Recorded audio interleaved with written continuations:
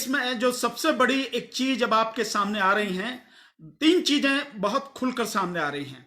Number एक, जो मजदूर हैं, जो प्रवासी मजदूर हैं, एक तो उनका मसला जो है बहुत खुलकर सामने आ रहा है। उनकी पीड़ा, उनके दुख, उनके दर्द, उनकी मजबूरी, उनकी लाचारी, उनकी भूख, उनकी गरीबी, उनका सड़क पर चलना, गर्भवती महिलाओं का भी हजारों किलोमीटर दूर तक पैदल चलना, ये अपने आप में बड़ी गंभीर, और उस पर पुलिस द्वारा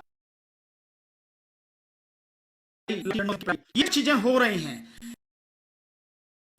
मसला है, हमें सोचना पड़ेगा इस पे जरूर। हम लोग अगर विचार नहीं करेंगे साथियों, तो हम सबके लिए आगे आने वाले समय में बड़ी गंभीर स्थिति पैदा होगी। और दूसरा, आप देख रहे हैं कि पीएम केयर फंड के नाम पर किस तरह से लूट मची हुई है और कहां उसका पैसा जा रहा है। ये जो गरीब हैं, ये मजदूर हैं, इनको रेल का किराया भी आप इनसे ले रहे हैं, 50 रुपए फालतू ले रहे हैं इनसे। और गुजरात में तो बड़ा भयंकर धोखा भी इनके साथ में किया गया। जो ये स्थिति इनके साथ में हो रही है वो बहुत गंभीर स्थिति है। तो वो जो पैसा पीएम केयर फंड में आ रहा है, कहां चला गया? जुनैद अंसारी साहब भी जुड़ गए हैं, रामचंद्र रवि साहब भी जुड़ गए हैं, हमेश मित्तल जी भी जुड़ गए हैं सर, मोहम्मद सलीम साहब भी जुड़ गए हैं, अश्वनी कटारिया जी भी जुड़ गए हैं, वैशाली दमकिया जी भी जुड़ गए हैं, डीपी सिंह साहब जुड़ गए हैं। तो वो जो पैसा आ रहा है पीएम केयर फंड में, आखिर वो कहां जा रहा है? और तीसरी जो भयानक स्थिति हो रही है कि लगातार हिंदू मुस्लिम किया जा रहा है। हालांकि जो इनका गोदी मीडिया है वो लगातार बदतमीजी कर रहा है। कल मैं देख रहा था कि इतने गंभीर हालात में भी पता नहीं कोई मोदी की कोई स्टेडियम की कोई रिकॉर्डिंग वो राजेश शर्मा अपने इंडिया टीवी पर दिखा रहा था। मतलब इतनी गंभीर परिस्थिति है। लाखों की संख्या में मजदूर सड़क पर हैं, मजदूर एक्सीडेंट से मर रहे हैं, रेल के नीचे कटके मर रहे हैं, रोटी नहीं मिल रही है खाने को, उन्हें पानी नहीं मिल रहा है पीने को, उनकी स्थिति बद से बदतर होती जा रही है। और वो गोदी मीडिया का राजेश शर्मा मोदी की वो दिखा रहा, और वही चापलूसी बातें जो लगातार वो करता है कि आप ये हैं वो हैं, वो सारी की सारी चीजें वो दिखा रहा है। मतलब बेशर्मी की कोई सीमा नहीं रही है। जले पर नमक छिड़कने वाली स्थिति है ये जो हो रहा है। तो ये एक स्थिति है और लगातार हिंदू मुस्लिम हो रहा है।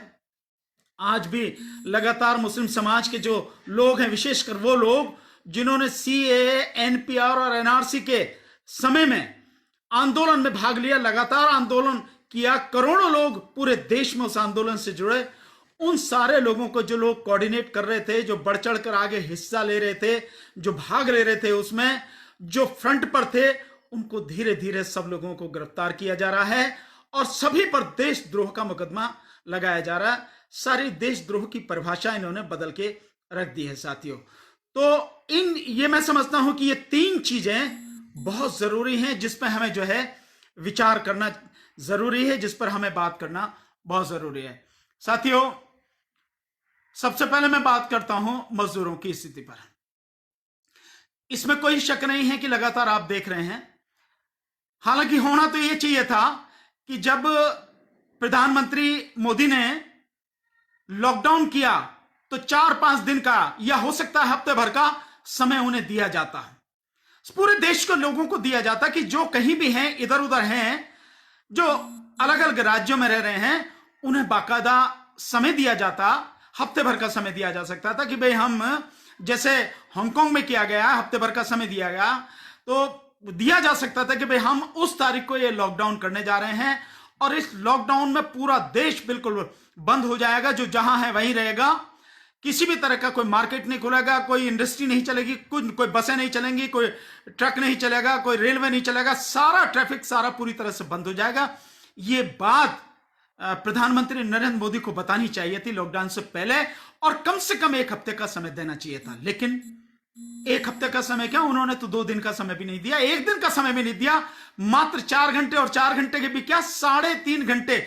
8 बजे श्रीमान जी आते हैं और 8:30 बजे लॉकडाउन करके कि 12 बजे से लॉकडाउन हो जाएगा करके चले जाते हैं। तो समय कहां मिला, किसी को कोई समय नहीं मिला, और कह दिया गया कि जो जहां है वहीं रहेगा, और सब पूरा बंद कर दिया गया। ये है कि जो जहां था वो वहीं फंस गया। जो मजदूर थे, प्रवासी मजदूर थे, इधर उधर रहने वाले लोग थे, जो बड़े आराम से अगर उन्हें 4-6 दिन का, हफ्ते भर का समय दिया जाता, वो अपने घर पर पहुंच सकते थे। और आज जो उनकी हालत है कि जो भूखे प्यासे वो मर रहे हैं, कम से कम इस भूख प्यास से वो न मरते, इससे वो बच जाते। और सरकार भी जो दावा कर रही है, झूठ बोल रही है लगातार सरकार कि हमने इतना पैसा दे दिया, हमने इतने खातों में पहुंचा दिया, जनधन खातों में पहुंचा दिया, किसानों के खातों में पहुंचा दिया, किसान सम्मान निधि हमने मनरेगा के खातों में पहुंचा दिया, हम इतने लोगों को खाना दे रहे हैं, हम राशन बांट रहे हैं, हम पका हुआ भोजन दे रहे हैं। सारी की सारी झूठ के अलावा कुछ नहीं है। वो झूठ भी सरकार को बोलना नहीं पड़ता। अरे लोग अपने आप पहुंच जाते, चाहे रूखी सूखी कैसी भी खाते, नमकीन खाते या बिल्कुल जो भी था वैसी खाते, लेकिन कम से कम वो अपने घर पे तो होते, भूखे तो कम से कम नहीं मरते। और मरते भी तो सरकार को शायद दोष नहीं देते, स्थिति ये रहती। लेकिन इस सरकार ने इतना बुरा हाल किया, बिना सोचे समझे। न जाने कौन से मूर्ख इस सरकार सलाहकार लोग हैं जिन्होंने प्रधानमंत्री को, और लॉकडाउन किस लिए किया गया आप जानते हैं, सारे के सारे लॉक किया गया जिससे कोरोना की बीमारी वहीं की वहीं रुक जाए। कि कम, उसके लिए कहते हैं कि 14 दिन का जो है क्वारंटाइन की, जो है बीमार जहां पे है निकलेगा नहीं, तो वहीं की वहीं खत्म हो जाएगा 14 दिन में। कई लोग कहते हैं कि 21 दिन में खत्म हो जाएगा। और आज आप देख रहे हैं कि आज 10 तारीख है, 7 यानी 47 दिन हो गए। इन 47 दिन में तो पूरी तरह से खत्म हो जाना चाहिए था, लेकिन खत्म होने की बजाय आप लगातार देख रहे हैं, जब 500 ही केवल हमारे यहां पर इसके कोरोना के संक्रमित मामले थे, उस समय 24 तारीख को लॉकडाउन किया गया। और आज 63,000 से ज्यादा हो चुके हैं, 2,000 से ज्यादा लोगों की मौत हो चुकी है। तो आपके लॉकडाउन का फायदा क्या है?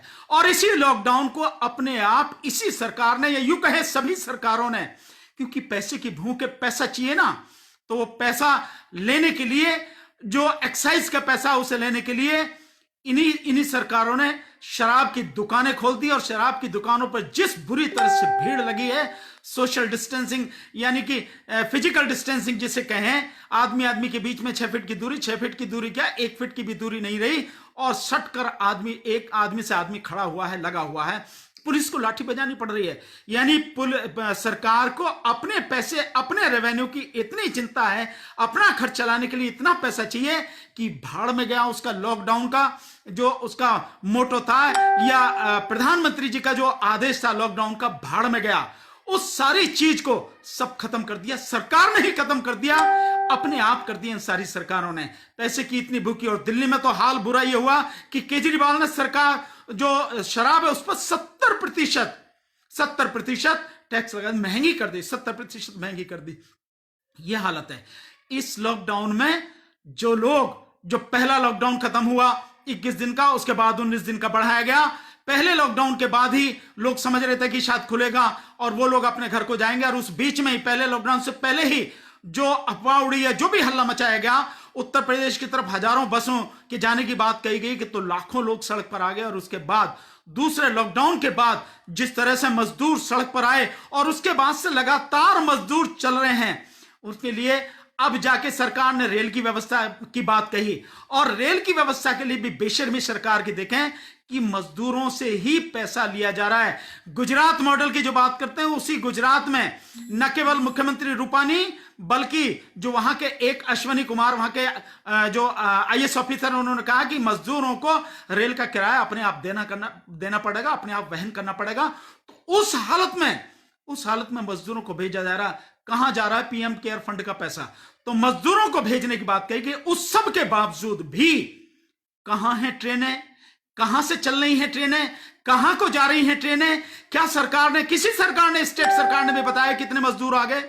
जबकि उससे पहले राजस्थान से, जो कोटा से जो छात्र हैं, उनको निकाला गया बस। लेकिन इन मजदूरों को तो जो पैदल जा रहे हैं, अपने बच्चों को, अपने बूढ़े माँ बाप को गोदी में उठाकर, अपनी जो महिलाएं हैं, गर्भवती महिलाएं जो हजारों किलोमीटर तक पैदल चल रही हैं, उन सबको सड़क पर चल रहे हैं। तो पुलिस, जो कि पुलिस का बेरहम चेहरा हमेशा से लोगों के सामने आता रहा है, इसमें पता नहीं दया भाव की क्यों कमी है, क्या बात है, मैं नहीं जानता कि क्या स्थिति है, लेकिन शायद इनकी संवेदना पूरी तरह से मर चुकी है।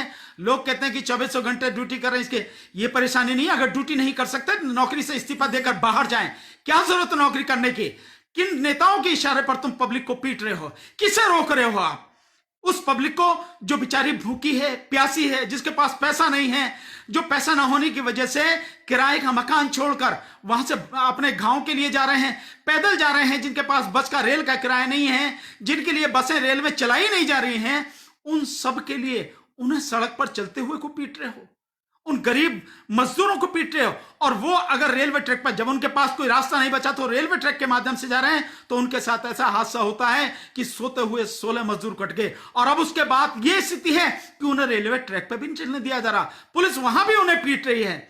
अरे बेरहम पुलिस के लोगों, क्या इसी बात की शपथ लेते हो? जिस समय तुम संविधान की शपथ लेते हो, पुलिस की जो शपथ लेते हो, उसमें किस बात की शपथ लेते हो? क्या निर्दोष बेगुनाह मजबूर लोगों को पीटने की शपथ लेते हो, ना मारने की शपथ लेते हो? यह देश के संविधान को बचाने की और देश के कानून और संविधान के तहत काम करने की शपथ लेते हो। उनके पास रास्ता ही क्या बचा? सड़क तुमने बंद कर दी, सड़क पर तुम पीट रहे हो, तो रेलवे ट्रैक से नहीं जाएंगे तो कहां जाएंगे?